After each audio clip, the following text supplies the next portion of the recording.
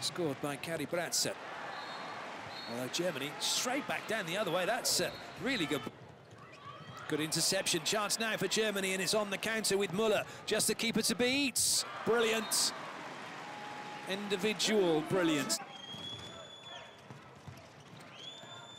Some good offloads.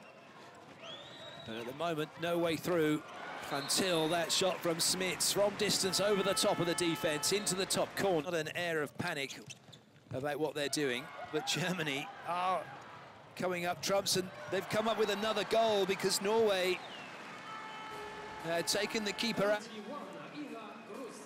That's just hard lines, isn't it? You can't do much about that. You have the shoulders, just that little bit more pressure. Might be getting onto the shoulders. There's a chance here. Grossman! Oh, what a goal! Brilliant play from Germany. They lead. Germany with possession. Passive play warning being signalled. It's in! Germany have the lead! What a goal! They have to score. Off to Dal with it. Little offload. Room on the wing. Brilliant save! Magnificent! And that is going to be that. It's a huge upset here in Brest. Germany have beaten Norway. Quick arm.